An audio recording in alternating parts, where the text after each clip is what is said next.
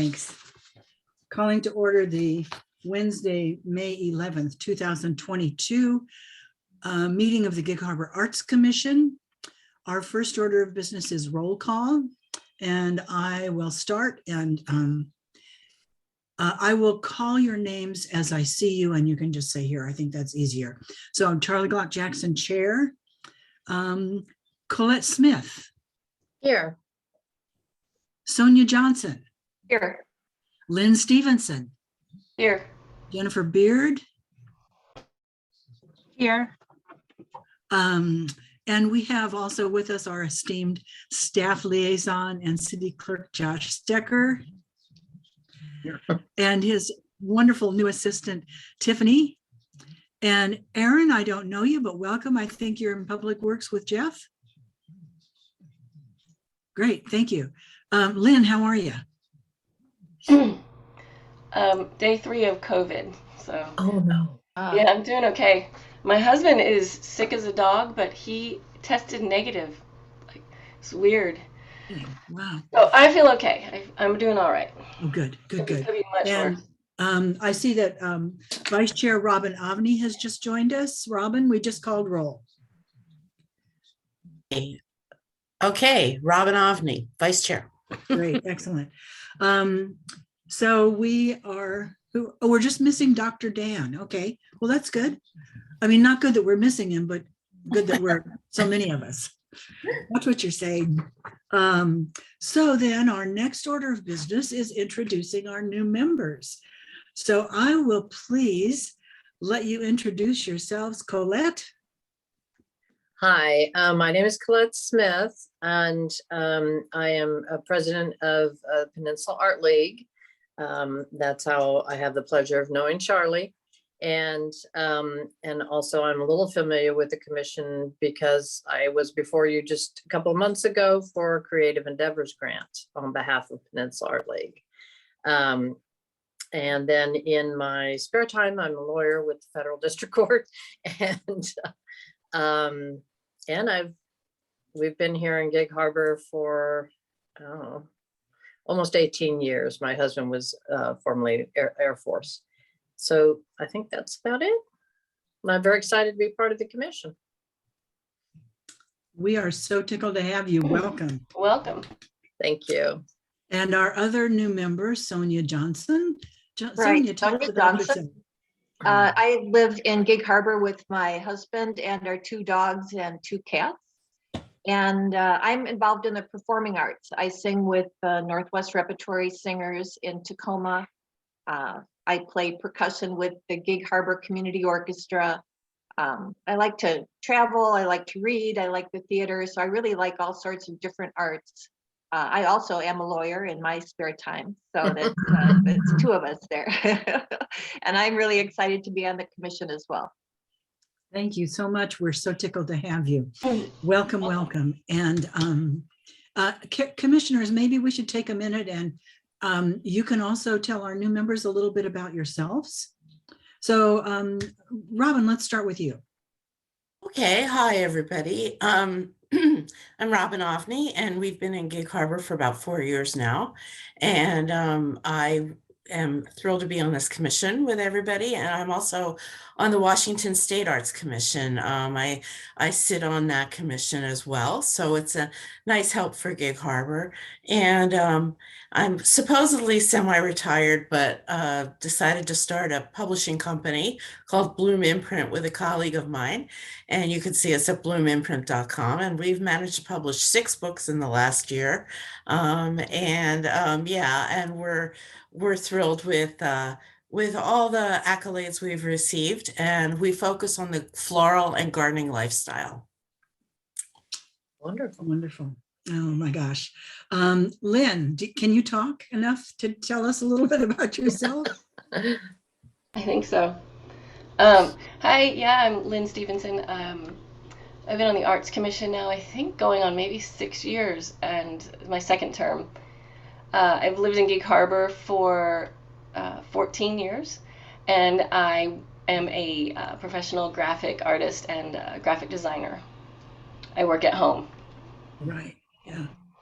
And Lynn is also brainstorm behind our Arbor art project. So, which has proved to be one of the most popular little art projects that we've, I think, as a commission ever done. So, and you new commissioners will learn more about that as we continue. So, and Jennifer. Hi, my name's Jennifer Beard, and I have worked downtown for about 6 years, first at Harbor Wild Watch, and now at the Harbor History Museum as their finance person. I live on Fox Island. I've been there for about 12 years, and my artistic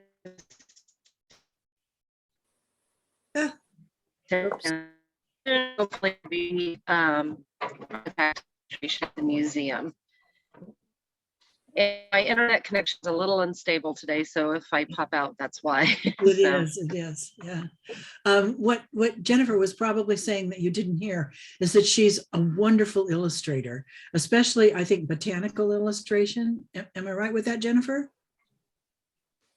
And marine, I like marine life a lot. So, and her illustrations are just wonderful, wonderful. And I'm Charlie Glock Jackson. Robin and I were just reappointed to the Arts Commission, for which I think I can speak for both of us. We're absolutely thrilled.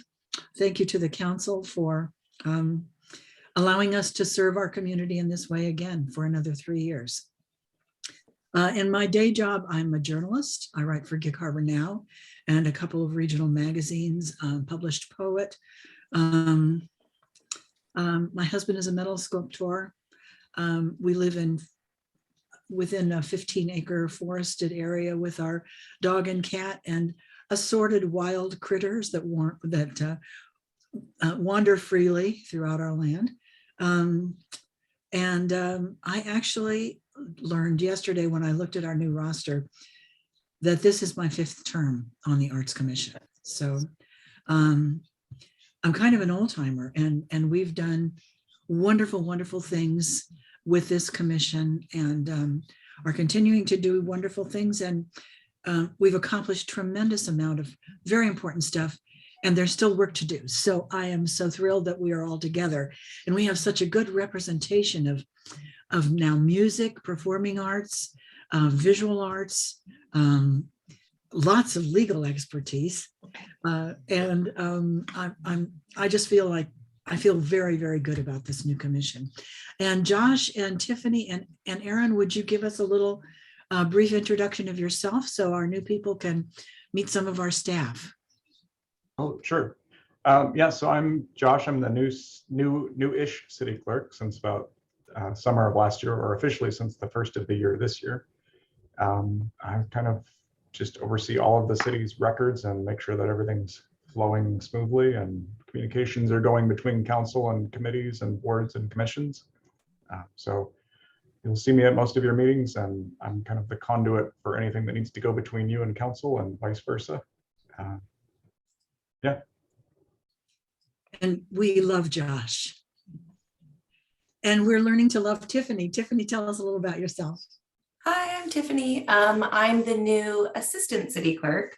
So I back Josh up in anything that he needs. And Yay, Josh, and yay for Tiffany. I'm sure. Right.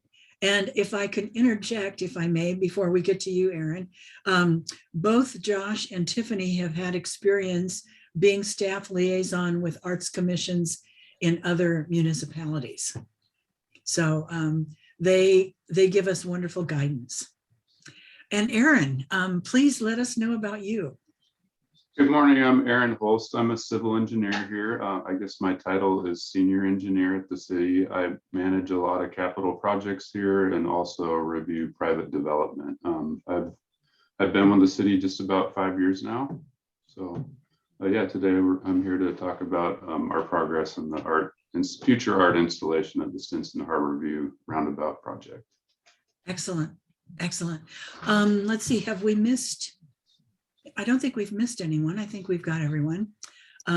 This is wonderful on a beautiful sunny day. So let's see, our next Next order of business is election of chair and vice chair. So Josh, I think you probably should, you or Tiffany should take over at this point.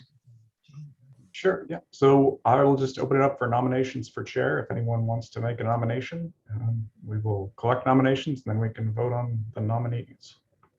Charlie for chair. I would second that. That's my nomination. Second. And any Josh, is it, other nominations? am I to choose a vice chair or? The commission can do the same process. Since we have no other nominations for chair, then we will assume that Charlie is appointed chair by consensus. And then I can open it up for nominations for vice chair. I'd like to say that Robin has done a wonderful job as vice chair, so I'd like to nominate her again. All right, I'll second. Any other nominations? All right, then we will appoint Robin as vice chair by consensus. Thank you guys for taking that on. I appreciate it. Thank you, and thank you for your confidence. Thank you very much for continued vote of confidence. We have a lot of wonderful work ahead of us, and I'm just, I can't tell you how happy I am with this new group of people. I'm just tickled. Next business item is the approval of our minutes of our last meeting, which took place on Wednesday, April 13th.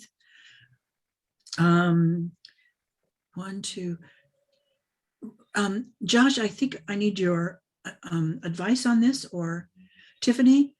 Is it okay if our new commissioners vote on this, even though they weren't present at the meeting? Everyone who's a part of the body votes on the minutes. Okay. Okay, I just don't want to put anyone in a uncomfortable position. So are there any, I trust everyone has read the minutes of the last meeting. And are there any corrections or additions? Hearing or seeing none, may I have a motion to approve, please? Motion to approve the minutes from the April meeting.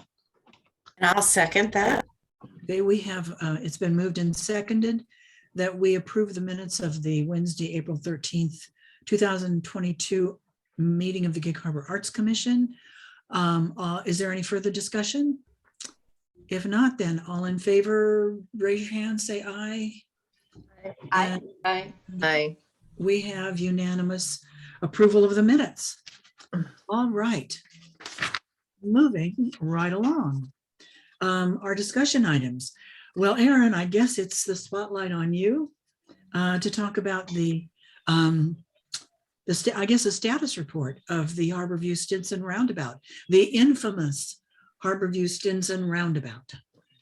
Yeah, thank you. And I'm going to attempt to share my screen here. I love the infamous edition, Charlie. Thank you. There we go. Can everybody see those two drawings that I have opened up? Yes. Yes. Yes. And I can zoom in on them if I need to, but does that scale look okay? I think so. Yes. Okay, so yeah, today I'm here to, I have just a short presentation, if you will, related to the status of our project, and then here to answer any questions. But as you may know, we've set aside an area, and if you can see my cursor, I'm kind of highlighting it right here, for a future art installation. It's 10 feet long by 8 feet wide. If you look down here at this section, it's on an area of sidewalk that's approximately 5% running slope, which is kind of in this direction along the sidewalk. So we're on schedule. Our contractor's actually probably pouring this section of sidewalk within the next couple of weeks. And I looked at our project working days and did some backwards math, and it's looking like our working days for the project are taking us through middle to I would say middle of July. With weather the way it's been this spring, oftentimes we have to give contractor non-working days for weather, so that could slide a little bit and take us to to August. So I guess that's the update as far as timeline is for a future art installation.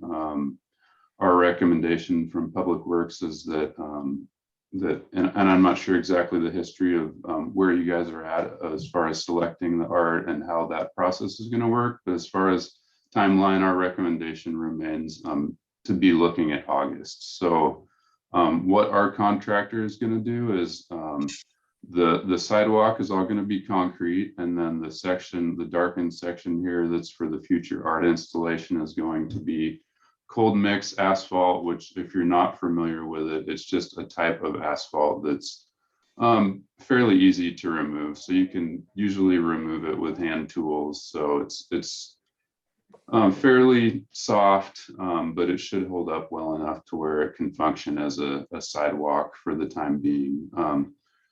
But however, cold mix doesn't hold up well through the winter months. So we would also recommend that whatever art ends up being installed here, that it kind of happened before the weather turns bad this fall. So sometime between August and the fall would be a great time to do that.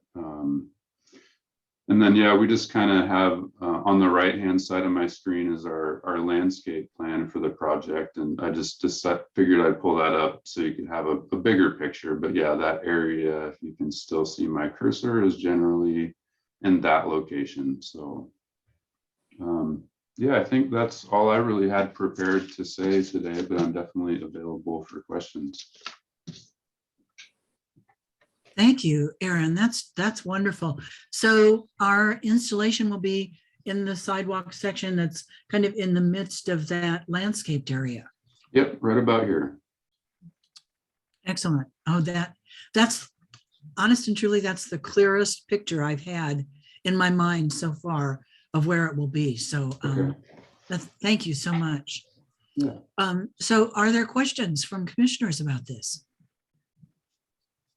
I have one question.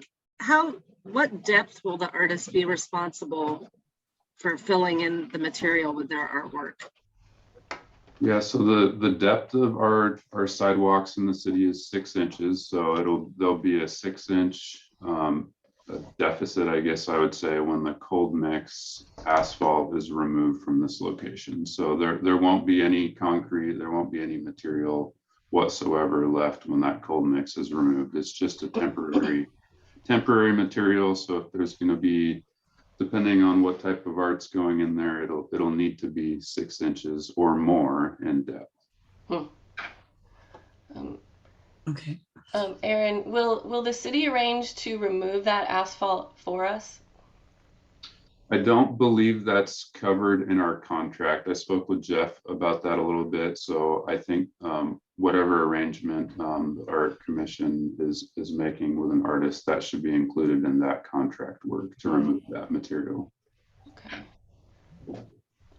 Okay. I had thought that Jeff said that the city could remove that, but we'll confirm that before we put out our call for art. Sure. Oh, also, so if this project is going until mid-July, does that mean will Harborview continue to be one-way traffic until then? Yeah, great question. And I guess I'm not willing to throw out an exact date right now. As I said, the weather this spring has been abnormally wet, and we've had some pretty torrential downpours. But no, we're the contractor's on schedule to open up the roadway and the roundabout in the very near future. I'm hopeful it'll be this month. Okay, great, thank you. So, but there is additional work beyond that will likely continue into mid-July. Right. Okay, thanks. Are there any other questions? I actually was wondering about the height of the installation in relation to the anticipated greenery that's going in there. Is there any restrictions there or suggestions? Yeah, it's going to be a sidewalk. So there are some regulations and safety standards that we have to follow as a city. So As you can see here on this cross section, it is on a 5% approximately slope. So it is going to have to be somewhat slip resistant. It couldn't be something like glass where somebody's going to step on it and take a dive. And as far as vertical deflections, there's standards there that we have to adhere to generally like 1/8 of an inch is acceptable, but you really don't want it to be something that anybody could trip on. So generally it just needs to be flush with the top of the sidewalk on both ends. And as I recall,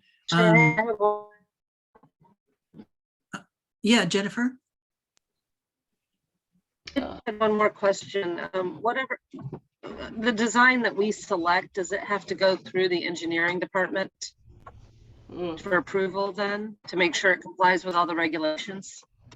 Yeah, I would expect it'd be wise to involve us in that, just to make sure that, you know, something's not going in that doesn't meet the coefficient of friction standard for slip resistant and things like that. So Yeah, good idea.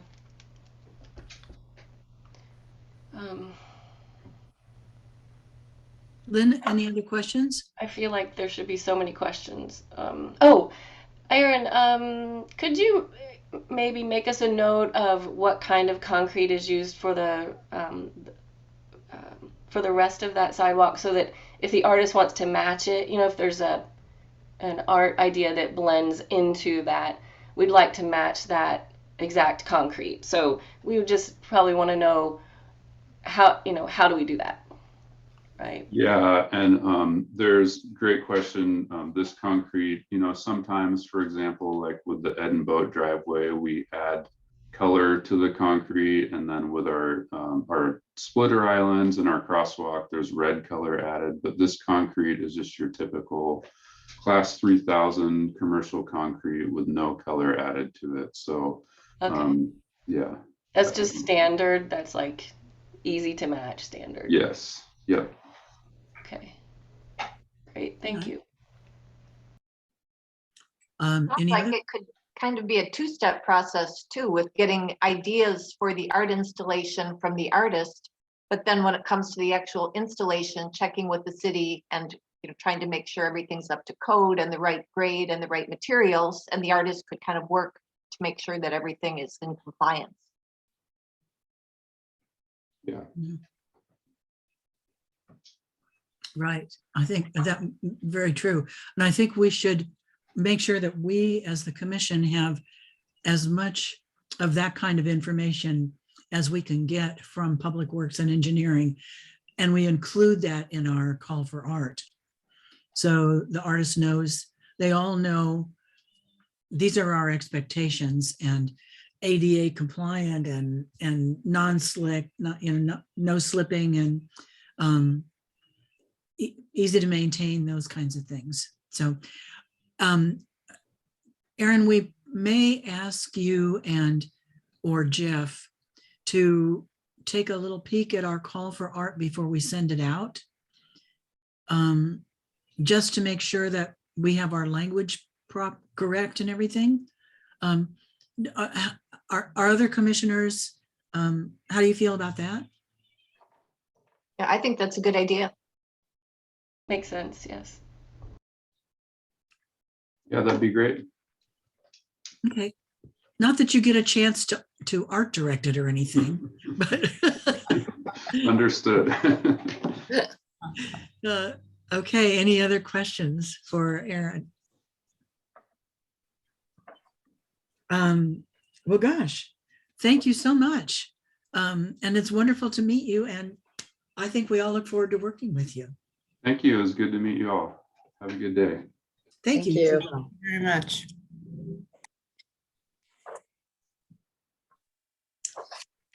Okay, moving along, next item of discussion is an update on the Arbor art project. And, First order of business is the typo on the agenda. no, yes, first order of business. Arbor. Arbor. Lynn, you want to give us an update? for the newbies, the Arbor Art Project, if you didn't have a chance to look at the artist application, it gives a little bit of a preview there, but we started back in 2019. Sometime before that, I think a couple of years before that, a lot of trees were infected with root rot in Grandview Forest, and so the city did an extensive survey of all the trees and ended up identifying trees that were more dangerous, so they had to cut them down. And what they do is they leave behind snags. The snags are just a particular height of the tree trunk that's left behind to remain part of the natural environment and in the habitat for the ecosystem there. Anyway, I was walking through Grandview Forest one day and thought it would be fun to do something artistic with these trees that had been topped, and came up with the Arbor Art Project. And so each year we've had one installment. So this year is installment number 4. If you haven't seen it yet, it's worth walking through Grandview Forest to check out the ones that we've done so far. And the idea, ideally, we would like to not just be in Grandview Forest. The concept was to have these throughout city parks, but we have a lack of snags in other city parks, which is it's probably a good problem. So our Arbor Art has concentrated in Grandview Forest, and this year the site is not just one site, but two different locations, because one of the best options that we found were smaller stumps. So instead of having one large snag, this year we have 2 stumps in 2 different locations. They're approximately 3.5 feet tall. So our annual budget for Arbor Art is $5,500. And so that really just gets us one site per year. So and we're also, so far we have 3 different collections of carvings, and carvings is sort of a natural embellishment to snags like this, but we also are trying to encourage people to think differently, and we'd like to get ideas from artists in the community that might do something other than carving or other sorts of embellishments. There's all kinds of crazy things that you could do, but so far the only applicants have been carvers, and we have a great collection of carvings as a result. But just so you know, when talking about this out in the world, it's not limited to carving these stumps or snags. I've put together the application for this year, and I did this a few weeks ago, and so and I sent Josh the application, and the date I put on there was May 30th, because this was this was earlier, and I forgot that we had to run this back through the commission. So we need to talk about changing the dates for the application deadline. I'd like to maybe, let's see, if we sent this out soon, maybe it could be due mid-June,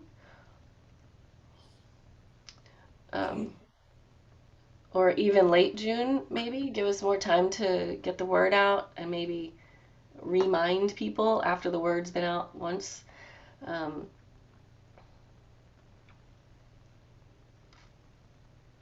Did you guys? Late June sounds good to me. Yeah, I like that idea too. Yeah, I think that's great. Late June. So Yeah. that means, Josh, can you show the application? Is there a way to show the application? Yeah, let me pull it up. maybe Monday, June 27th.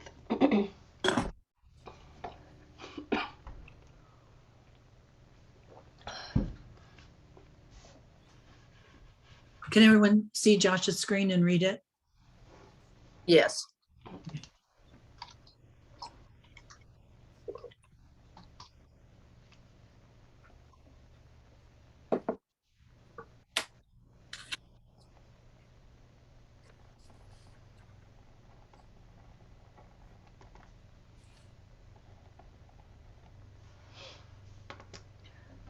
So yeah, I can get this, I can change the date on that and get it posted on our website and get it up there so it has a link. Okay. I'm not connected with really anywhere to share it where it's going to get a lot of publicity or notice. So we always have to rely on the commissioners to do that because you're the ones that are connected with the arts groups. Okay. But once it's up, then I can send you a link to where anyone can access it. Great. That would be great, Josh. Right. How about, I mean, I don't know if the day of the week matters, but like Monday, June 27th?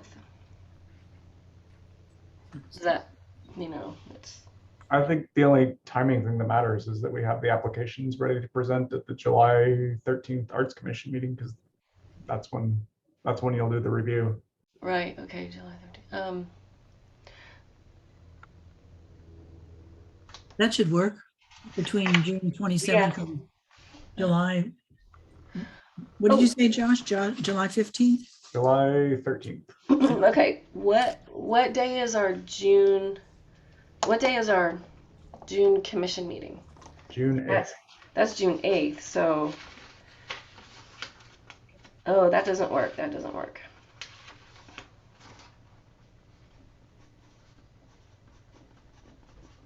Okay, that doesn't really work because then what's our July meeting? That would be 13th.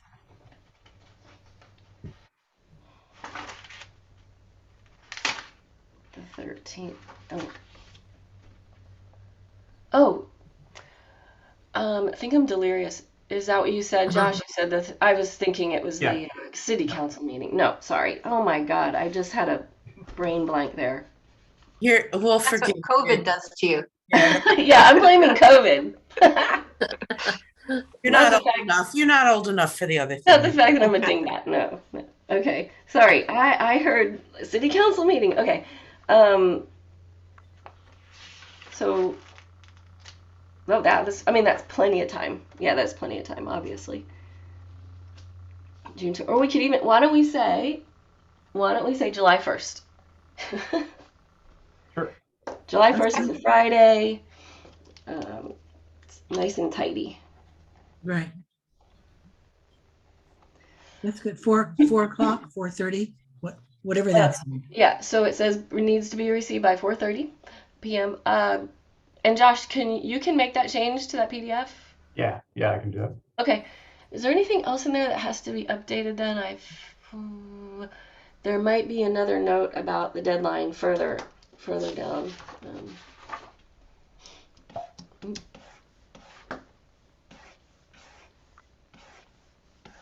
Or maybe not.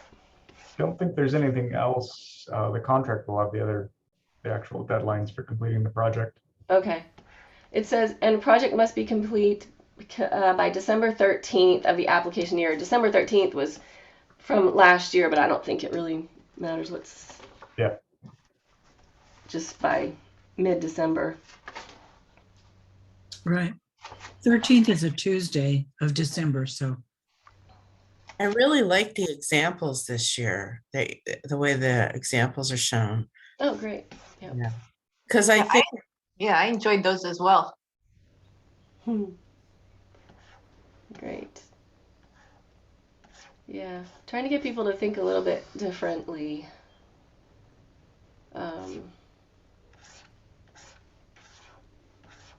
Okay, I think that's it.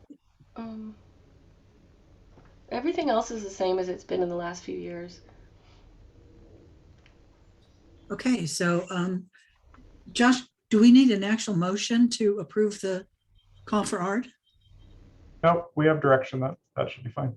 Oh, sorry, I just noticed. Yeah, on the first page it says project completion deadline December 1st, and then on the That's good catch. third page it says at the bottom project must be complete by December 13th. So I would say just put December 1st. So Yeah, on page 3, Josh. Yep. Do you see where I'm talking about there at the bottom? Yep. Okay. And if you guys see, especially the newbies who haven't seen this before, if anything doesn't make sense, let us know if we need to clarify. Will do. do you, do the new commissioners have copies of that? I do. Josh We sent do. it to us. Okay, Mhm. good. Okay, any other discussion on that? Okay, then let's move right along. Discussion item number 3, Creative Endeavors Grant Application Revisions. And this is going to be Jennifer. And if I'll give a little bit of a preface. This is the 4th or 5th year that we've been able to provide grants, small modest grants, to local individuals or organizations to create art related projects. And that could be music, poetry, dance, visual art, things that celebrate the creative spirit of our community. And thanks to our generous city council, the commission has a small budget to support little projects like that. And we've been arm wrestling for several years about getting the application, the wording on the application right, so that there's no confusion, no questions, people understand it. We don't have a whole lot of, well, did we really mean that? Or what did we mean, when we're reviewing applications? So Jennifer, thank you so much, took it on herself last month to make some suggestions for corrections to the application that hopefully will clarify it. So Jennifer, can I turn it over to you? Yeah, and I'm not in a position where I can screen share. So I don't know, Josh, if you're able to screen share the application. And I think, at least to begin with, I think just going through, I really don't have that many notes because the application is actually, I think, pretty clear, other than a few minor things. I think really it comes down to how we as a commission interpret our own application. So, and you kind of said one thing there, Charlie, that, and maybe this is something we have to define further. You said artistic endeavors, but if we're going by our comprehensive plan, it's also heritage. So Right, sorry. artistic, cultural, and heritage. And so maybe Thank you. that just came to me in this moment, that maybe that needs to be at the head of the application, that, maybe even referencing our comprehensive plan. And after we talk about this, I can rewrite and send out something for you guys to review once I know if we're kind of all on the same page, maybe before the next meeting. So I think on this first page, maybe having just a couple of sentences that define the goal of the grant and who we're funding, what types of projects, referencing our comprehensive plan, because it should be in alignment with that, I think. So I would suggest that for the first page. And if nobody has any issues with that, I can include that language there. I think that's a good idea. Okay. Yeah, I think that's great. And thank you so much. This has been an ever evolving, tweaking, I should say, process. So your eyes are really appreciated. Oh, no problem. So on page 3, I think page 1 is pretty straightforward. I don't have anything for page 1. On page 3, I think, unless I'm missing it, the only page that submitting a line item budget is in the instructions on page 6. I think on number 3, we should also say to include, attach a separate budget detailing the costs. And if we're going to be particular on towards nonprofits, and this is really a discussion item, if we're okay with nonprofit staff providing some of those services for that artistic or heritage project, you know, then they can detail that. Or if it has to be a contractor, then it should be explicit here that it has to be a contractor. And I think you know my opinion. I think it should be a nonprofit staff member if they have the eligible skills, and I think it could be either personally, but that's certainly up for discussion with the commission.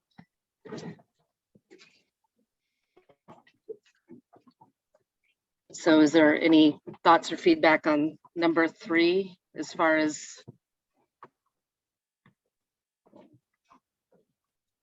I think specifically asking for a budget is a good idea. I think it, you know, it's inferred, but this way you'll definitely get the budget attached. And I like the language that whether it could still be done without the funding, just to show how it would improve. So I agree with that. Okay, so it could be as simple as just, you know, attaching a detailed budget, line item budget. Do you guys feel, do you have any opinions on whether or not nonprofit staff? And before you answer, I think if we leave, if you scroll down to page 5, under the funding guidelines, I think our guidelines are fairly clear, and it says, if you look towards the bottom, the middle of the page where it says that what we will fund, it says personnel, including artist presentations and workshop. So as a nonprofit person who's written a lot of grants, when I read that would make a nonprofit staff member eligible. But if we feel like it should only be contractors, I think that's where it needs to say that.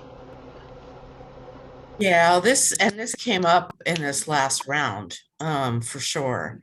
I'm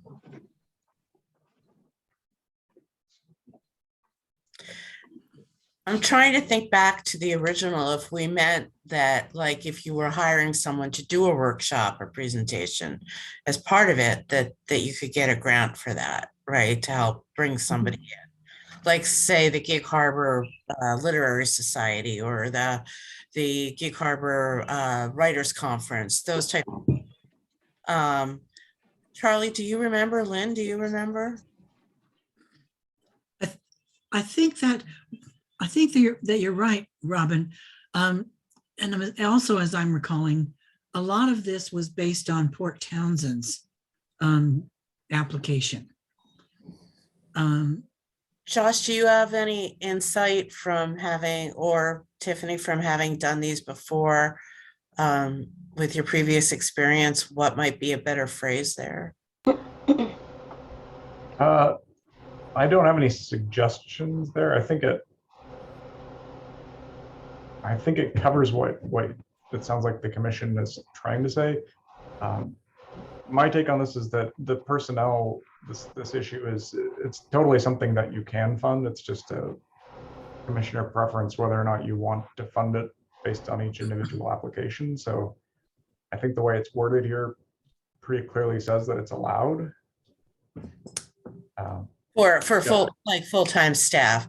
Yeah. Like what we came up against, actually, it was with the Harbor History Museum, I think, Endeavor grant that this became a discussion, and one other one this year. So yeah, and part of where it became, it was with the museum, it was with Harbor Wild Watch. right. But for example, with the museum, it was for videography services for a heritage project. But then we had another grant application where they just simply said that they were going to do videography. They didn't detail by who, and we didn't question that as an organization. So to me, I feel like if you have the people on staff that are capable of producing these artistic products or heritage products, why wouldn't we allow them? Why would we want to bring, why would we not make them eligible, I guess? And this application says that those are eligible. So I don't think you need to change your application unless you want to make it more clear that those people are eligible. But whether or not you fund them is up to you as a commission based on each application. Okay, so we're not making a decision based on whether it's contractor personnel, which was, I think, the issue that came up. We were trying to figure out. Yeah. Right. So I think if my 2 cents is if we leave it more open-ended, that gives us more discretion, but also allows a wider net, that's okay. That's a good thing. Any other thoughts on that? I had a question, actually. So, with nonprofits, they're usually, well, at least like, for example, with the Peninsula Art League, there is no personnel. It's all just volunteers. Right. So when we put on the open jury show, there's usually a workshop connected with it, and we have to pay someone to do that. So would that be something that would not be covered? No, that would be covered, my understanding, correct, Josh? Yes. Yeah, that's Yeah, something that would that be you could fund. covered. Yeah. Okay. This all got confusing in the whole world of nonprofits and personnel, but I think we did all agree that we will fund the payment to nonprofit staff for things like this. But I feel like, Jennifer, like you said, the application wording here to me sounds great, and then this is about all of us sort of agreeing on how we discuss this based on each applicant. Well, and I think part of where we can take this to the next, once we kind of go through the application and feel good about it, which again, I don't think there's a lot, we could maybe have a list of standard questions for the interview process and criteria for us. I mean, I know we've had a matrix in the past, and I really think it's about us being on the same sheet of music on how we read our own application. Yes, yes, I agree. Because I think that, to me, that's very clear. That's why I felt a little surprised during that whole process, because the way I read this, it was very clear. If we go back to page 3, so if we're all good with the whole personnel thing, I think we can just move past that to the next thing, if that's okay. Yep, With everyone. Yeah. that's good. So if we go back to page 3, the next one, question 4, explain how the project will target Gig Harbor residents, or if the event is designed to bring in visitors from the outside area, how will you advertise?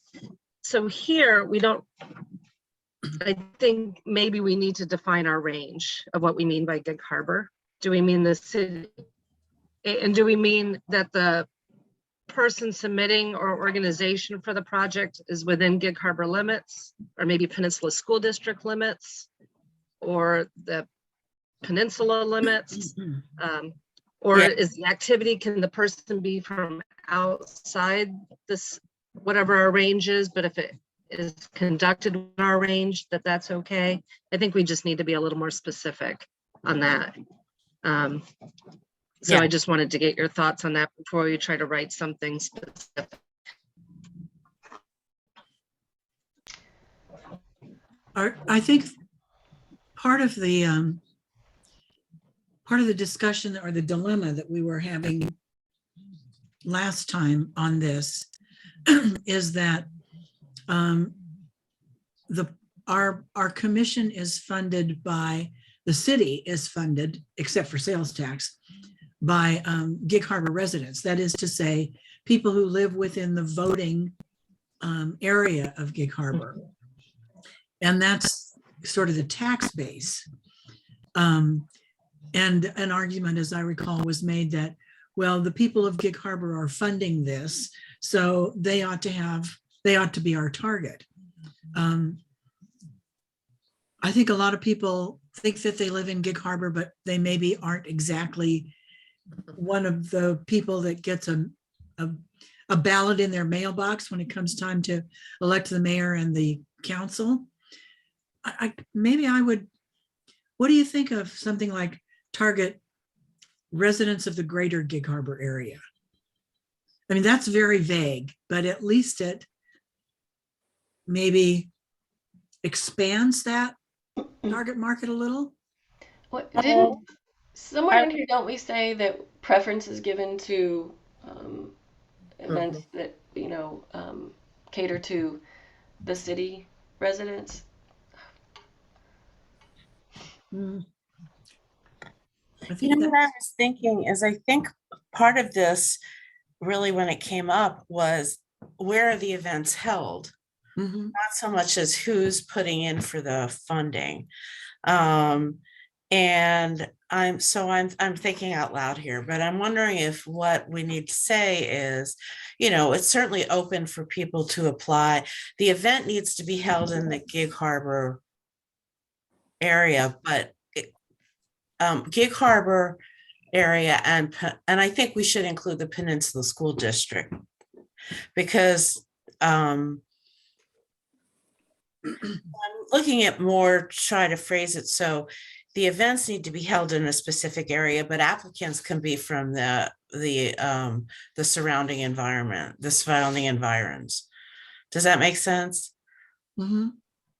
So Yeah. it does.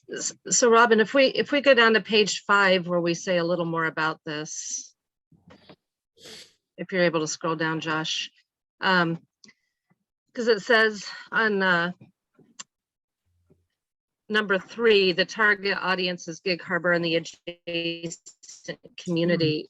We could say something there that as defined by the boundaries of Peninsula School District.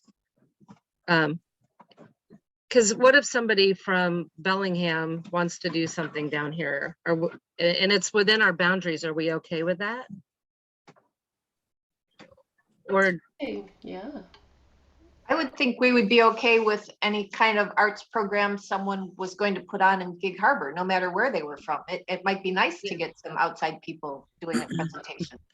Yes, I agree. Yeah. Mhm. okay, But so I think we want to, the priority, yes, that would be great. But the priority, I mean, that's for the grant money should be given to, I don't know, local. I think, if we say that we're defining it, I think the Peninsula School District is a really, that's a good way of defining what adjacent community is. And I don't know if we're required to put that in the application or if we can just use that in our discussion process for awarding the grants. But I mean, I think that I like things that are concrete like that because, you're either in or you're out. Like, and then as an applicant, well, I qualify or I don't. But this, of course, became a question because we had a band that was within Right. Peninsula School District, but they were going outside for this event. Yeah. Yeah. And the adjacent community defined by the Peninsula School District. And what's the other phrase? I never remember it. Where's our city planner when we need it? That it's like, you're not in Gig Harbor, the city limits, but you're in the outside area. What's that? The urban growth area. Yes. So what if we said in the adjacent community defined by the Gig Harbor urban growth area and Peninsula School District? That's pretty clear. Yeah, I think so. Yeah, I think that Peninsula covers School us. District is going to cover all of that, so. Oh, okay. All right. Yeah. Great. Then let's just say the Peninsula School District. It's easier. But just kind of, that gives us some boundaries. I think it's really helpful and that it also, but I think we really feel that events that happen actually in Gig Harbor proper, because the point is to also drive, people to eating establishments for some of these things and others, that's somehow a priority, but that can just be among us, or do we need to state that? Um, I think that's implied. Okay. Yeah. All right. Yeah, so I think that's a good suggestion, Jennifer, if we just put in the peninsula, adjacent community defined by the Peninsula School District.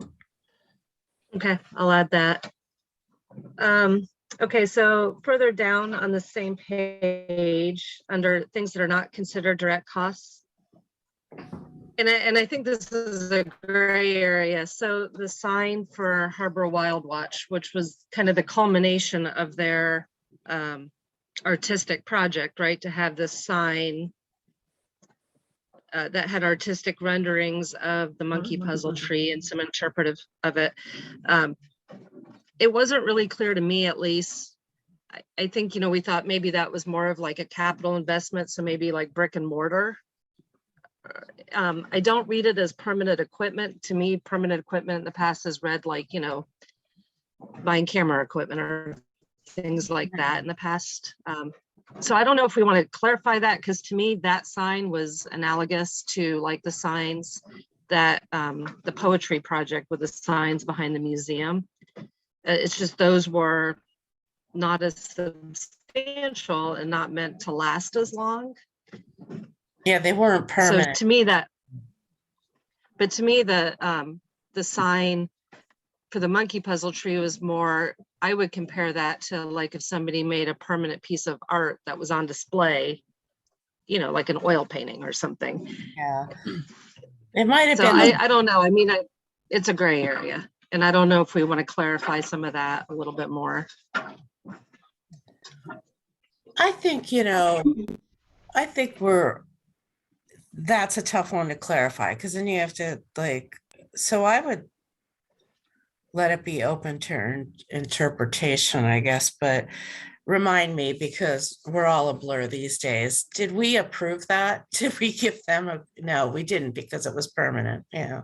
We approved the like the brochure that kind of has the list of all the different signs around town that somebody could have to kind of do like a walking tour, but not that, because not that permanent sign, because it was a permanent, it was kind of viewed more as a capital investment. Yeah. So Yeah. And maybe some creative writing might have helped that. Well, Yeah, most of our grants fund temporary events or, you Yeah. know, I don't know about, has anyone come to us wanting to create art and put it somewhere?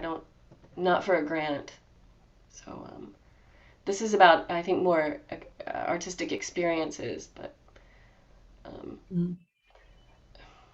I think we would like to, I think most of us would like to fund a sign like the monkey tree sign, but that kind of opens a door to the other things that we're turning down that could be, you know. so maybe at the very beginning, we say that this is more for experiences and not permanent installations or something like that. Yeah, I That really, works for me.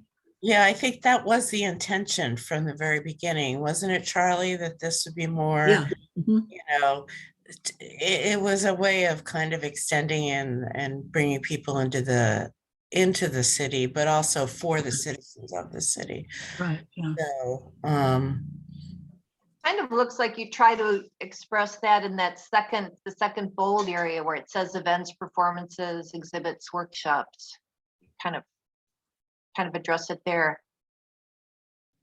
And I'm not familiar with what you did in the past. Did you have people that made presentations saying, I will only do this if I get your support? Or was it, we're going to go ahead and do this and we'd like to have support from the Arts Commission? Pretty much, well, both actually. Mhm. Some of it, maybe more, maybe about 50-50 of people that were like the band, for example. They were going to do the things or hands-on art. They were going to do these projects anyway, but the grant was very important to them to fund it, to help defray the costs. So it's kind of a combination but the poetry project, the scavenger hunt, those were things that wouldn't have happened if we hadn't funded them. I know So- in concerts that I've been involved with, and I did some grant writing in Tacoma for Northwest, and we would have like a concert planned that we were going to put on no matter what. But then part of the grant funding request was to get additional musicians. And we were like, we're going to put on this concert, but if we get a grant, we can have 3 violinists and a harp player to help enhance the experience for the community. So it was kind of an addition to it, but an event that was already still going to go ahead no matter what. But I like the way, though, this says, performance or event. It seems like it does kind of make it look like it's a one-time occurrence or something that everyone can enjoy and not a permanent type thing. Mhm. Right.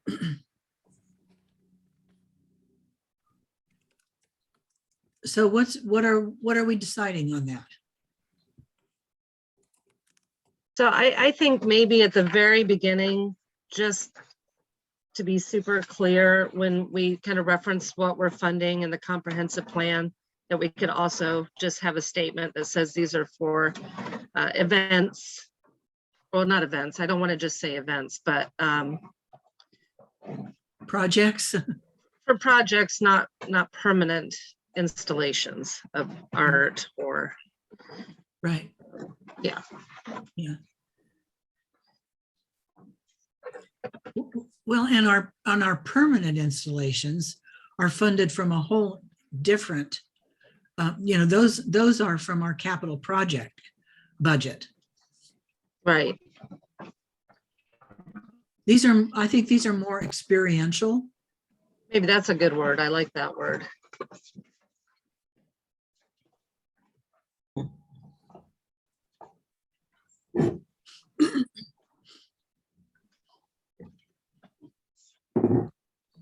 And then really and I'm sorry, things are a little noisy.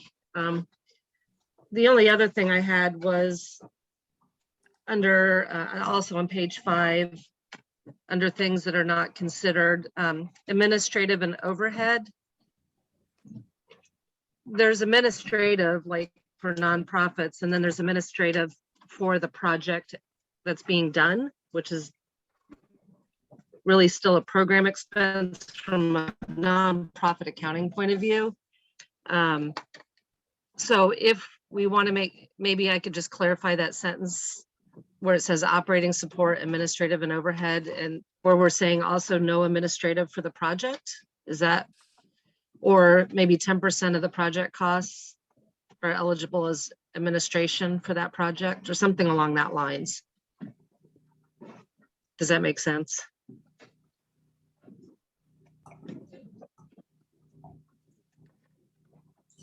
I'm not sure if I went through on that one. You did. I don't even know how to answer that because it's I'm stumped. I guess I'm more in favor of not putting in a 10% or I like the idea of keeping it open-ended. I feel that gives us a little bit more leeway in decision making. And I'm okay with that. I think we just maybe we just need to clarify the language that, maybe a portion of the project costs can be administrative for that project. Well, Jennifer, we say personnel above, so doesn't that cover it? That was my I mean, thought as well. Yeah. Well, this came up in the last round where there was administration for the project, but it wasn't what would be classically administrative costs for a nonprofit, which are kind of two different things. And we didn't approve the administrative costs for the project. Yeah, how about operating support following a general? How about general administrative costs? Yeah, that would be fine. Okay. And again, I think this is where we all kind of have to be on the same, or, Yeah. at least have Yeah. talked about it. But I think general administrative costs covers it, because then if it's a specific for the project, then you could say yes. But if it's just like, I think the issue we had was, this was too, I don't think you were here yet, Jennifer, and we had someone put in an application. They were looking to help hire someone out of that. And that's not really general. That's not really specific for the project. It was just like, oh, well, we'll hire this person, they'll do this and this and this, and this. And I think that's that'll work. I think that's all I have. So I can rewrite this and I can make the changes be like in red, and then we can kind of review it before we finalize it in the next meeting. And see if you like the language I put in there or make any adjustments. That's great. Sounds great to me. Thank you so much. for So doing- much. Good work, Jennifer. Thank you for Yeah. listening. Yeah. Any other discussion? Excuse me, any other discussion on that?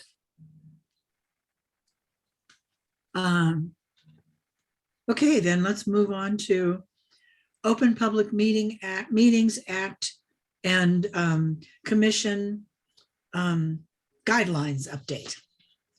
Josh, that's you. That's me. And or Tiffany.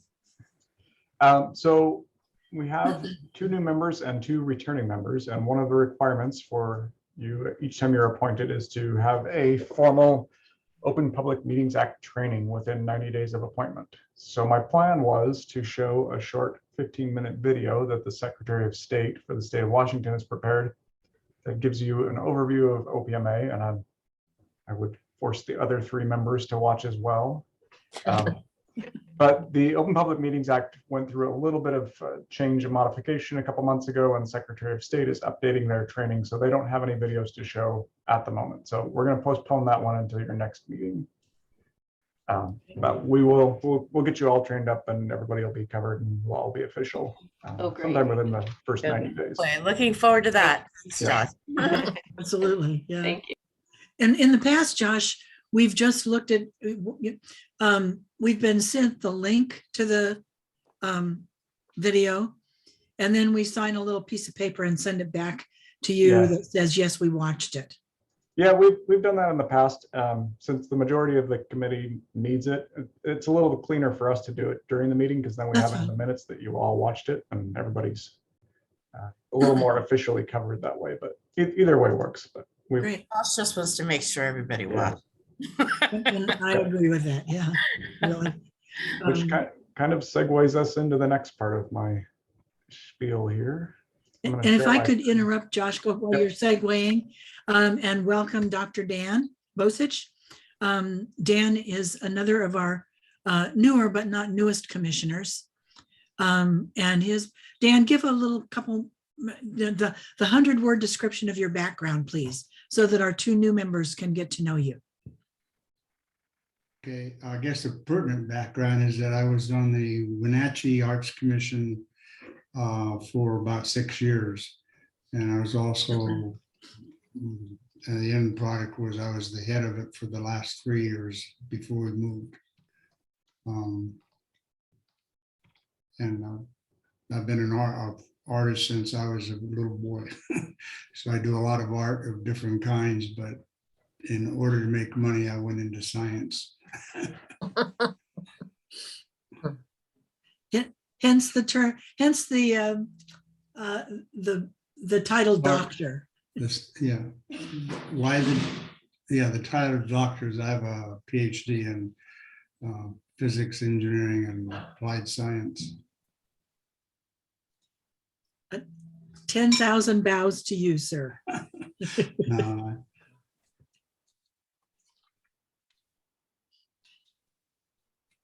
is that enough? That's fine, yeah. Okay. Thank you.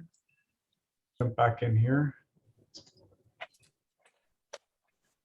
So for the last few months, the city council's been going through their council guidelines and procedures, and you'll have to forgive me, another typo on the agenda is I called them the council rules, which is what most cities call them, but our council likes to call them guidelines. even though they are rules for all of us except for council. So one of the things that they updated in their discussions over the last couple of months is they wanted a chapter in their guidelines that applies just to the advisory boards.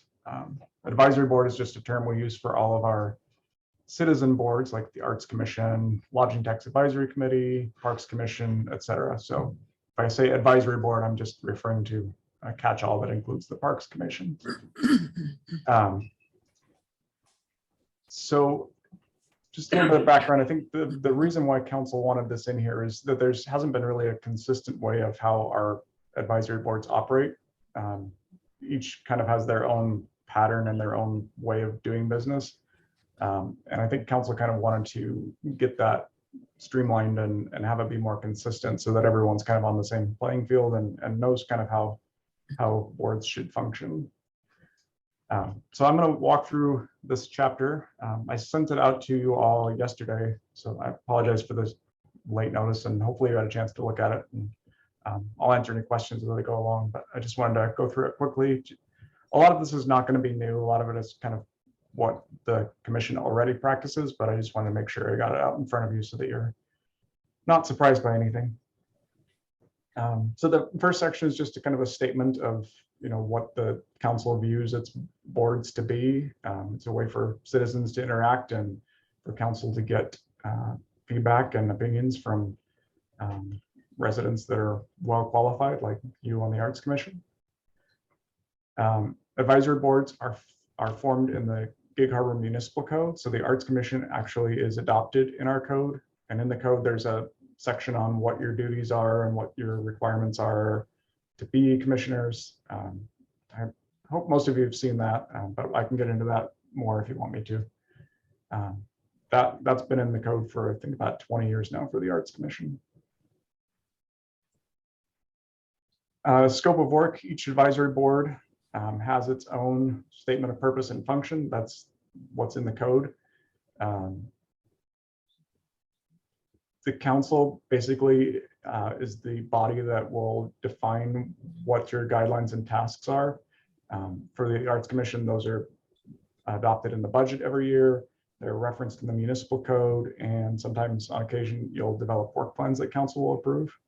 I don't think the Arts Commission currently has a work plan. I know we talked about doing one a few months ago, but I don't think that picked up any traction. So if that's something the Arts Commission wants to do, to develop a work plan, we can talk about doing that and get it in front of council for approval.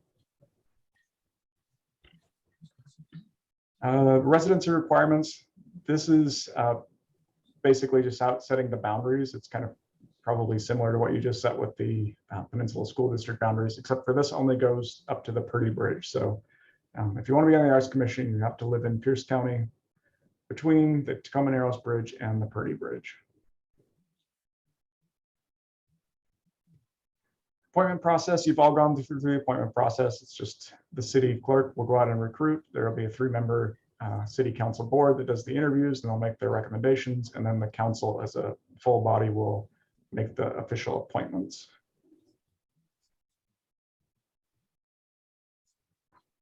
Appointment terms. This has changed a little bit for the Arts Commission in the past few years. There used to be 4-year terms, and now the council has decided they want all of the boards to have 3-year terms. So some of you have been reappointed. I think Robin and Charlie, I think you were probably appointed for 4-year terms initially, and then this last time you got a 3-year term. So that's one change that will affect you a little bit.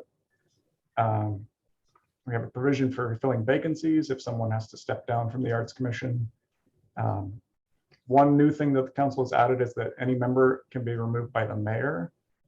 If in the mayor's determination, a member of the committee has violated something in these guidelines or something in our municipal code, if we come up with an issue where we have a commissioner who's not cooperating and not playing by the rules, isn't respecting OPMA, issues like that, then council's given the mayor the ability to make that determination so that we don't have to go to council and have like a public hearing and air people's dirty laundry. So I don't think this will come up. I don't anticipate it coming up at all. It's just that will be the procedure if we do have someone that we have to deal with.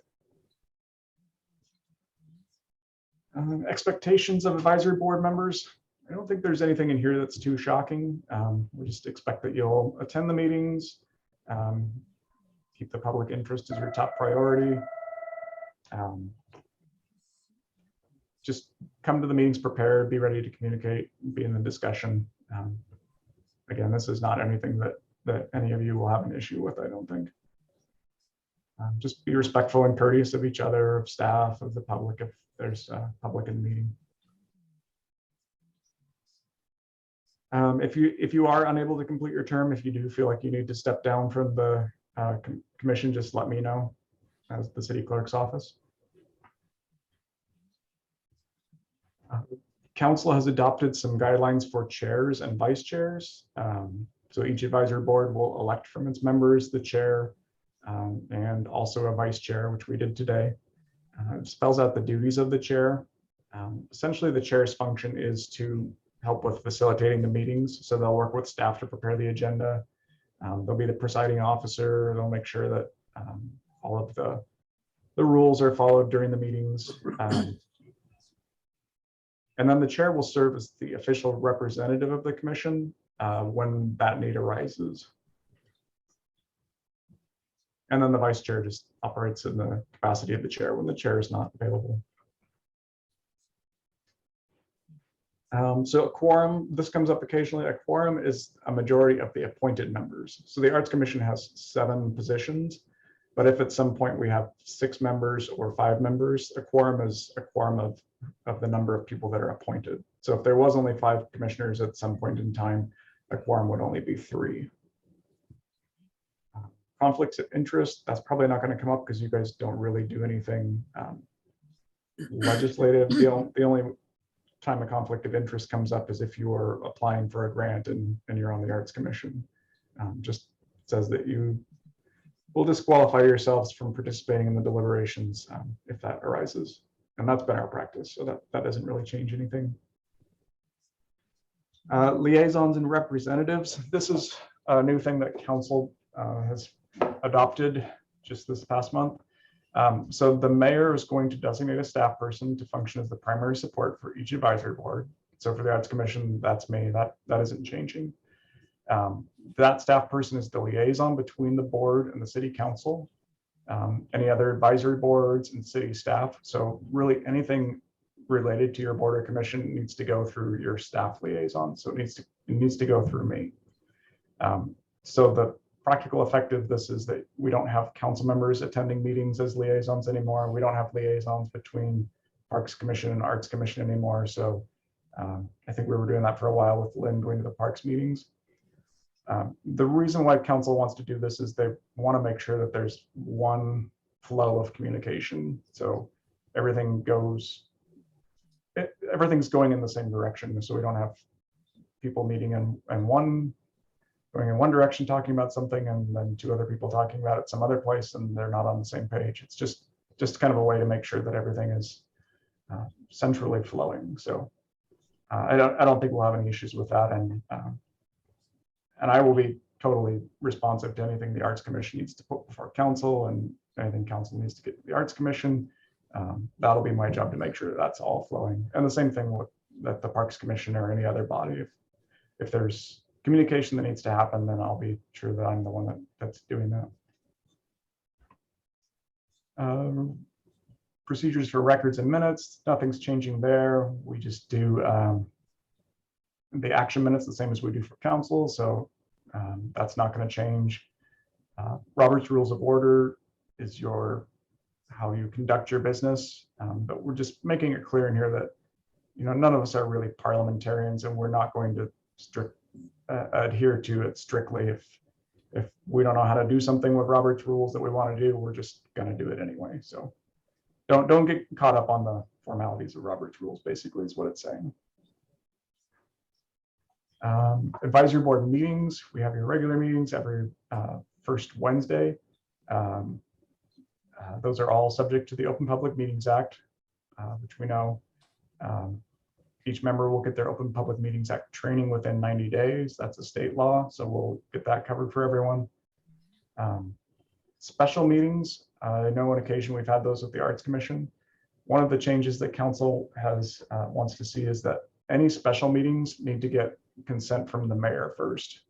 And that sounds like a really formal thing, but basically all it's saying is that the mayor needs to be aware of, what staff is being asked to do, because ultimately it's the mayor's responsibility to oversee our workload. So it just means that if we want to have a special arts commission meeting, we just need to make sure that Mayor Markley knows and that she doesn't have concerns about, what staff should be doing or shouldn't be doing. So that's in there. And the same thing goes for subcommittees in 515. So if we want to form a subcommittee to address a specific task, we need to remember that subcommittees are subject to the Open Public Meetings Act too. So if the Arts Commission formally says, let's form a subcommittee and these 3 people will work on this, then we need to coordinate with staff and get those all on scheduled and agenda and minutes subject to the Open Public Meetings Act. And because of that, the subcommittees that are formed need to be approved by the mayor too, because it's a staff impact. The next few sections are about communications. So communications with city council. I know there's a lot of the boards that we have, a lot of the committee members like to go directly to council and get council member feedback and advice and opinions. And we're really trying to not have that occur so much anymore. Council doesn't want individual council members trying to speak on behalf of council when council hasn't officially, given direction or decided something. And they want the advisory boards, the input and the guidance that they get from advisory boards to be coming from the advisory boards. So they don't want commissioners going to a council member and saying, well, how should we vote on this, or what should this look like? They want to know from you what your perspectives are. So we're trying to keep a clear line of separation between council and the boards. Again, I'll be the conduit as the staff person, and there'll be times when things come up where we'll have like a joint session with city council and like the Arts Commission to discuss things. So when those come up, we can make those happen. We can make those work. But just in general, when you're out of your meetings, just try to communicate through me rather than going directly to council. Communications with the public is kind of a similar thing. Try to keep it through the staff liaison. If there's somebody in the public that needs to know something. Obviously, there's a lot of stuff that you're going to share that the Arts Commission's doing that that we're going to promote, and we rely on you to promote, and that's fine. Just be cautious about when you're representing yourself as like an arts commissioner. Just try not to take on an official capacity that really hasn't been delegated you to do. And then the same thing with other advisory board members and the Open Public Meetings Act training that we do. We'll get into this in a little more detail, but just be really cautious about how you communicate with each other. It's really easy to create a serial meeting, and a serial meeting is a violation of the Open Public Meetings Act. So some examples of the way this happens is if Commissioner A emails Commissioner B, and Commissioner B has a conversation with Commissioner C, and then Commissioner C has a conversation with Commissioner D. We've technically just created a serial meeting doing that. And so we need to be cautious about that. And if there's things that are related to the Arts Commission that you want to have addressed, just get them before me and we'll get them on the agenda and we'll get it out there. That's typically the best way to do it. And if you have something like an announcement or something you want to email to the whole commission, just send it to me and I can send it out for you rather than trying to do it yourself. I think going through that procedure will probably keep us out of a lot of gray area and potential trouble. So, and then just wrapping up, lobbying efforts. Lobbying efforts means communicating like at the state level with our state representatives. You really shouldn't be doing that unless you've been directed by the city council or the mayor to do that. Even the Arts Commission itself really can't designate its own members to lobby on behalf of the Arts Commission of the city. So just be cognizant of that. As individuals, you can go to the legislature, of course, and make your opinion known, but just don't do it as an official representative of an advisory board. And that's pretty much it. The last section is just if there's any training or anything where you might need to be traveling or reimbursed, then just we need to get that cleared ahead. But that I don't think that's come up for us. Yeah, so there's a lot in there. Most of it I think is familiar to you. So if you've got any questions about it, I'm happy to answer them. Or yeah, Josh, I have a couple questions. Yeah.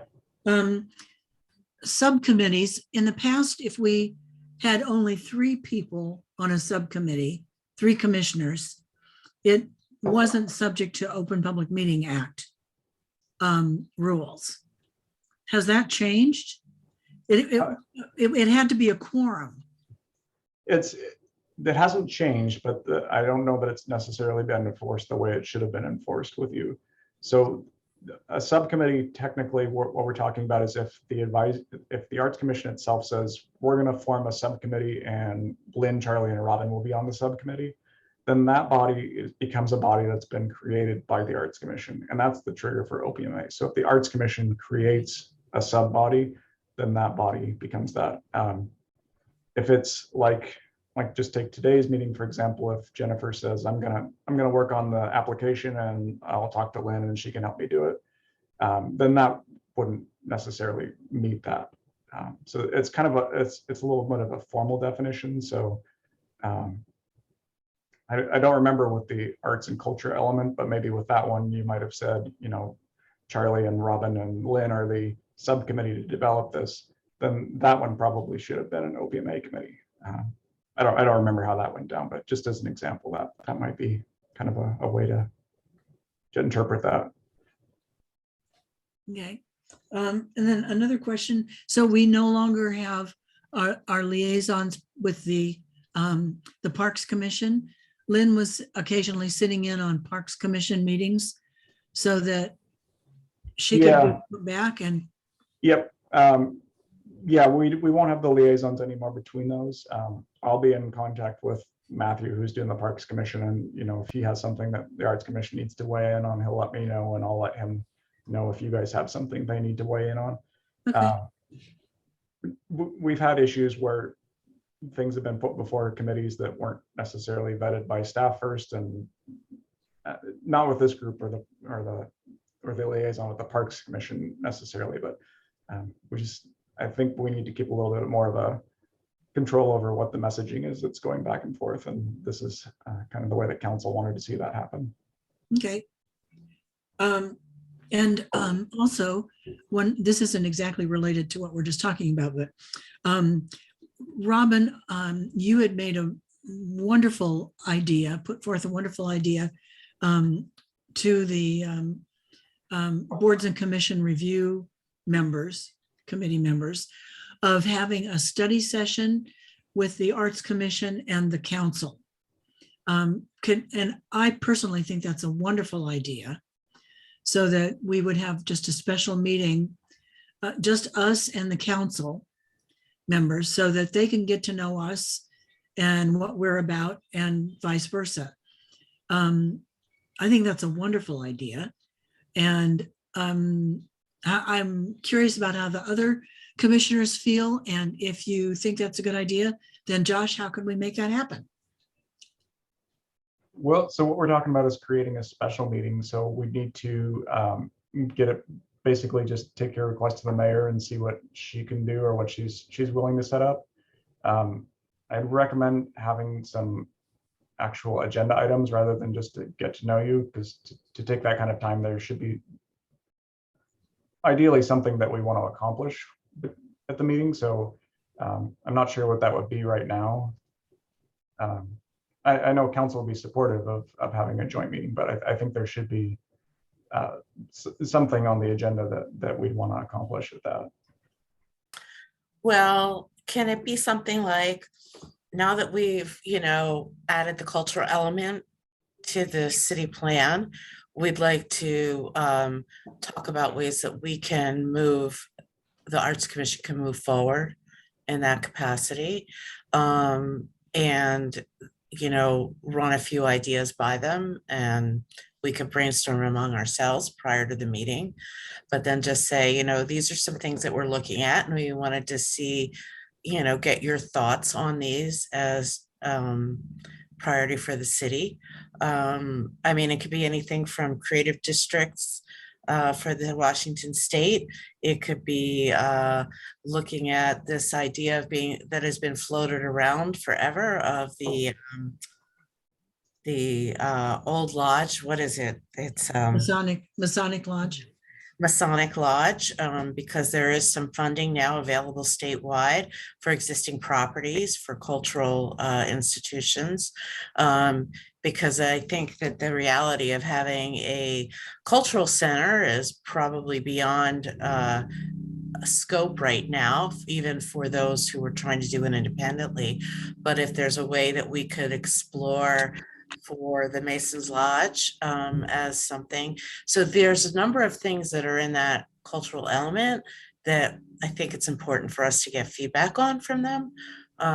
Would that work?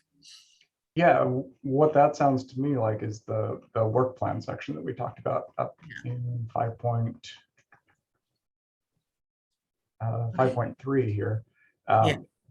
What I would recommend in that situation is to, as a group, come up with what you want to be working on and get a proposal in front of council so you have something concrete to talk about with them.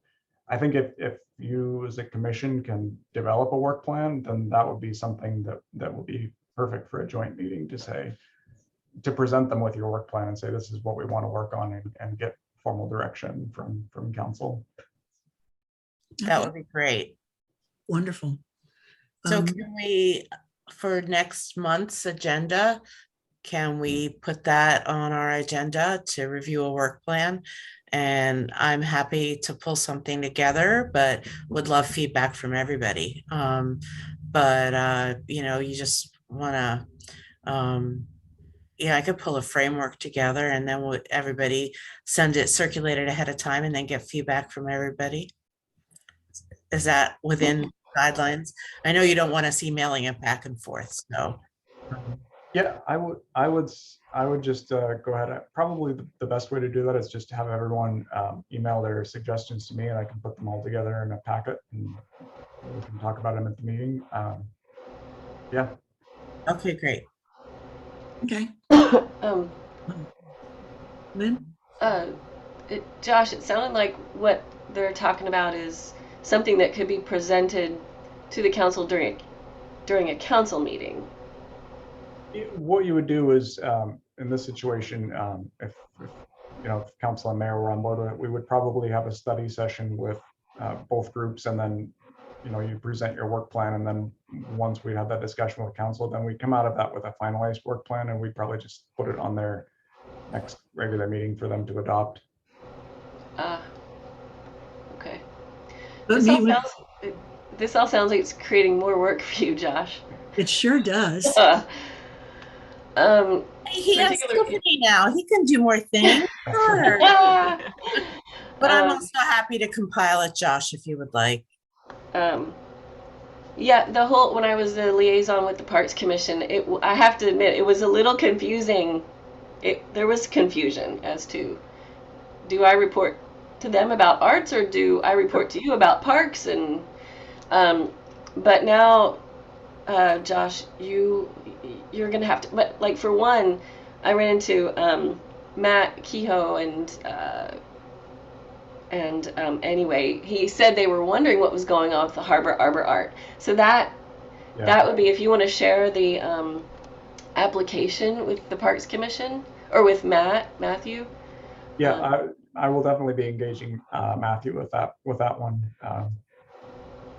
Yeah, and I've assumed that was something they probably will mention to the Parks Commission. I don't think that's necessarily in their purview to really have any input on, but I'm sure they'd like to be updated on it. Yeah, it's just an update, like just what's going on in the park, right? That's coming from the Arts Commission. Yep. Okay. Now, what was that last thing though about? Are we supposed to send you suggestions, or Robin's going to write a framework first, or? Well, how do you want to do that? Do you want you want Well, Robin I to think- prepare Yes. a work plan, and then you can talk about it. And I want Robin to do all the work. And then I'll have opinions about it. Well, and I think everybody should come to the meeting with other ideas so we can avoid this email thing, right, Josh? Yeah. You don't want them sending it to me in email, correct? So I so I'll put a framework and then everybody should come with an idea, themselves that we want to incorporate in. It's not just me do it and then everybody goes stamp it. I mean, you need to give input as well, so. and we can get the agenda out earlier for the next meeting and then include what Robin has ahead of time. So you all have time to see it and think about it and then bring your ideas. That's good. Yeah, I like that. It seems that Robin is so willing to do this, and she has such skills in talking bureaucrat language Is that a compliment? I'm not it's sure. very much a compliment. It's very much a compliment. Because well, you know how I write. It's not bureaucrat at all. I put my foot in my mouth a lot of times. Well, you know the language that the city speaks, and that's very important, I think. So my preference would just be to take Robin up on her suggestion, her offer, and let her start a framework with us, and then we can fill in between the ribs. Okay, good. In the meantime, does that mean we should be thinking of like project ideas? Is that or? Yes. Project ideas, anything, Josh, maybe it'd be helpful for the new members as well, but to just recirculate our the cultural element, so everybody can review it and see what some of the goals were. And then that would be, I think, really helpful, because, I don't think any of them are aware of the Mason building discussions or the Masons discussions or any of those things of looking for, I think it would, we'll also provide some information on, Charlie, you could send out the initial plan for a cultural center, which, is kind of off the table, but still very much alive in the hearts and minds of people. Right. Yeah. Good idea. Good idea. Lynn. I think it's a good idea for all of us to kind of stay in tune with what's going on with our city council as well. On the last agenda, I know they talked about extending the lease at the Masonic Lodge to the school that's there, but there's a feasibility study that's going to be happening at that Masonic Lodge. And, I wasn't aware of that until I tuned into the council meeting. And there's all kinds of things that can come up with council discussions that can trigger some ideas from us, like how we're reminding them while they're developing the plans for the sports complex to remember the Arbor art. Things that could easily slip through the cracks because it takes years to get things done. So everybody tune into the city council agenda and meetings. They're very interesting. And it's very, very helpful. It keeps us, it helps us do our job better to know what the city council is doing. And so thank you, Lynn. Good idea. And I was just thinking of something else and now I can't think what it was. Oh, I know what it was. I did plan to send the arts and culture plan element to our 2 new commissioners. And I was just ready to send it. And I discovered that there was some errors in it. And the planning department that put the plan together had not ever noticed them before. So rather than send something to distribute something that has an error on it, what it said was that we were under, the Arts Commission's element was under shoreline management rules. Well, that's a cut and paste. Okay. Cut and paste error. So Carl DeSimas, who guided our arts and culture element through council on behalf of the community development department, said, oops, and he did not, no idea how that happened, but he would change it. And as soon as it was fixed and reposted on the city's website, he would let me know. So new commissioners, I have not been derelict in my promise to send you that. I just didn't want to send you something that had mistakes on it. So Good catch. I'm not taking credit for that one. That's I crazy. know. And Josh, that was one where I just felt I needed to go directly to staff. I mean, to Carl, because it was his baby. So we only have a few minutes. Let's see. Commissioners' reports and comments. Any reports or comments from commissioners? Well, as far as what's going on in the Yeah. world, I thought it was worth mentioning Barbara Hammerman's event this weekend. Oh, yeah. Gosh. Do you know much about it, Charlie? She's putting together, Barbara Hammerman is the Gig Harbor resident who is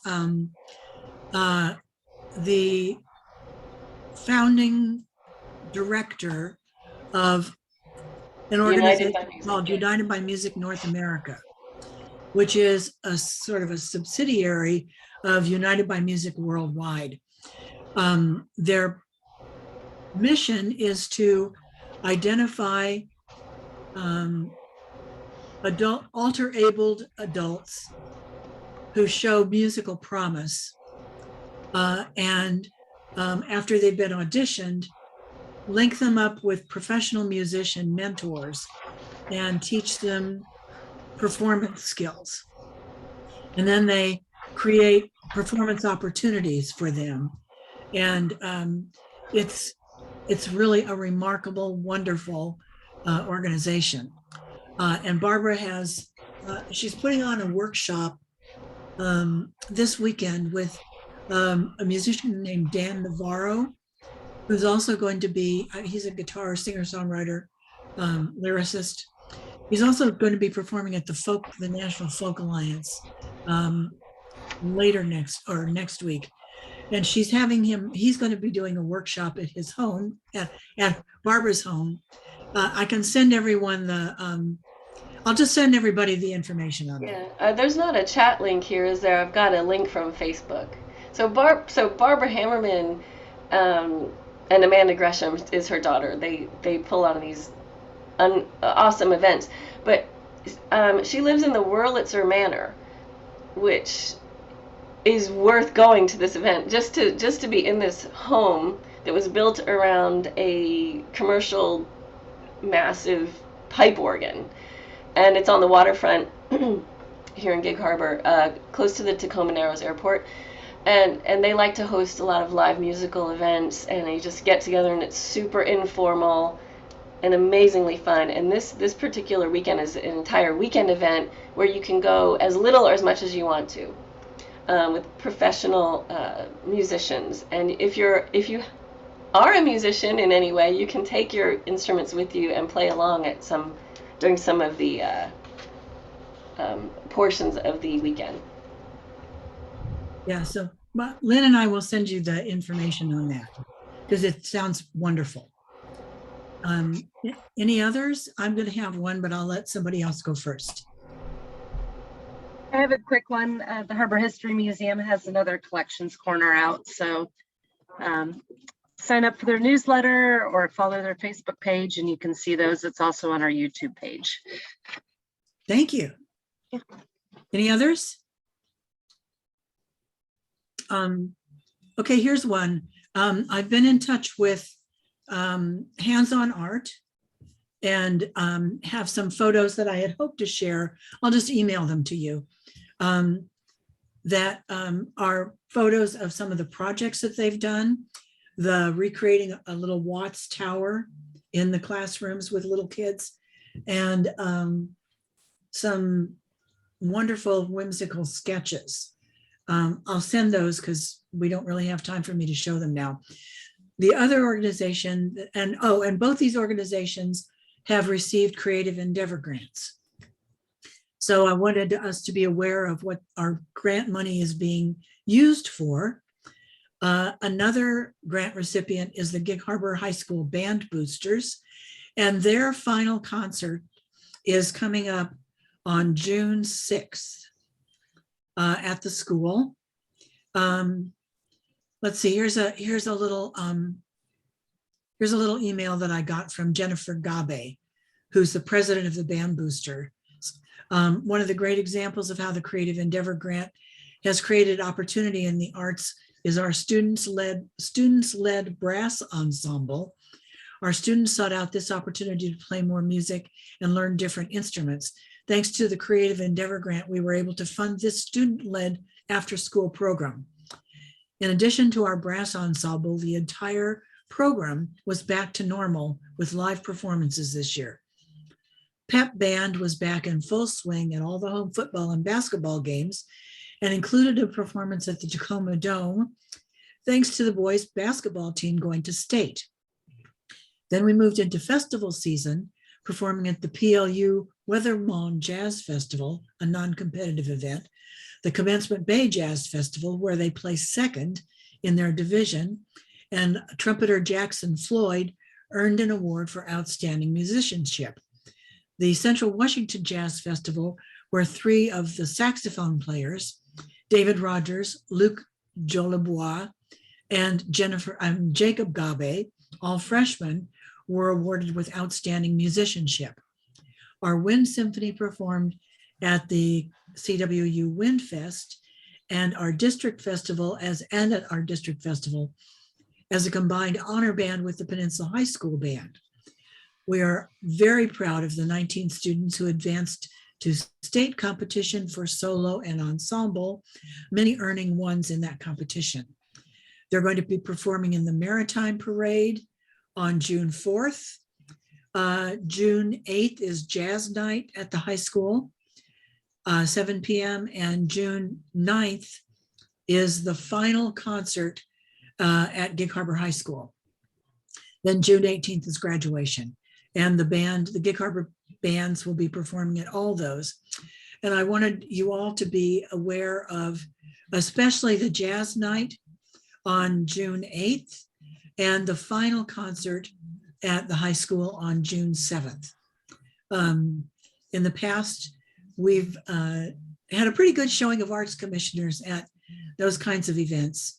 And it's just wonderful to see how our Creative Endeavor Grant money is being put to use to make wonderful artistic experiences for kids in our schools that then are available to our entire community. So, yay. Any others? Any other comments from commissioners?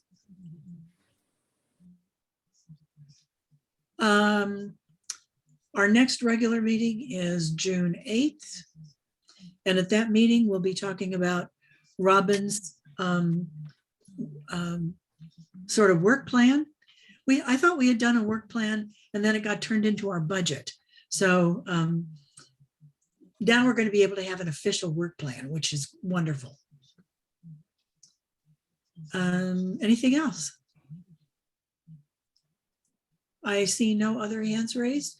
Josh or Tiffany, anything from you about city goings on that we should be aware of? No other updates from me. Okay. New commissioners, Sonia, do you have any performances coming up?